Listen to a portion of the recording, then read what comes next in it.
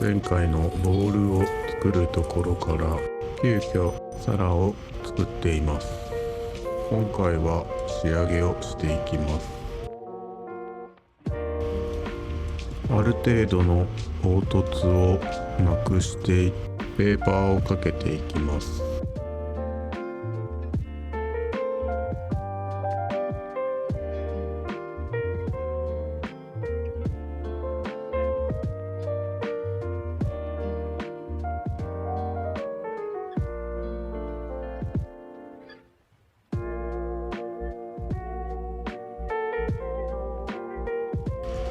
ペーパーをかけると粉塵が舞うので、カメラのレンズにも付着したり、最終仕上げをした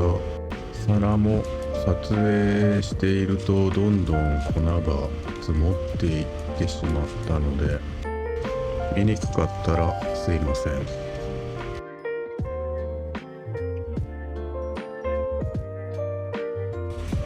エポキシに顔料を入れすぎたかと思ったんですが、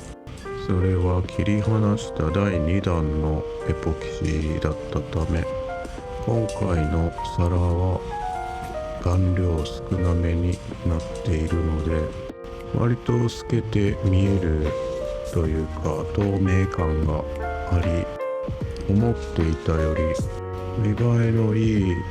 青になったような気がします。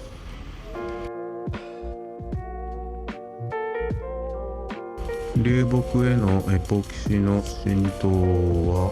落ちてる流木なので、正直どんな材質なのかわからない流木ガチャになってしまいましたが、流木なのでかなり乾燥していたため、もっとエポキシが浸透するかと思っていましたが、結構木の部分がくっきり出たので、次も拾ってきた流木を使う予定なので、この感じで言ってくれたら嬉しいのですが、次の流木は果たしてどんな素材なのか不明です。削っている感じ、今回の木は多分杉じゃないかなと思ったのは、匂いが杉かなヒノキかなみたいな匂いがしてたのと、少し前にヒノキと杉を削ったので、その感覚に若干似てるかなという感じでしたが、もしわかる方がいたらコメントで教えてくれたら嬉しいです。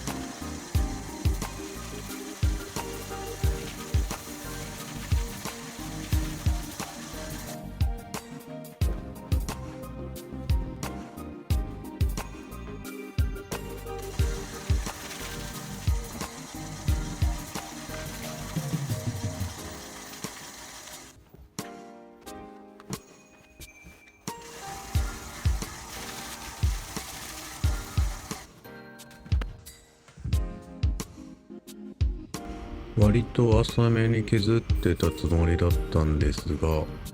結構深い傷になっている部分があったため、磨き直しです。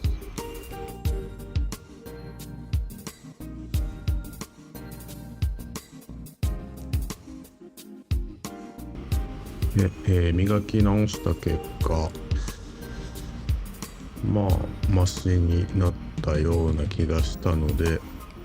一旦ここで研磨を終了しました。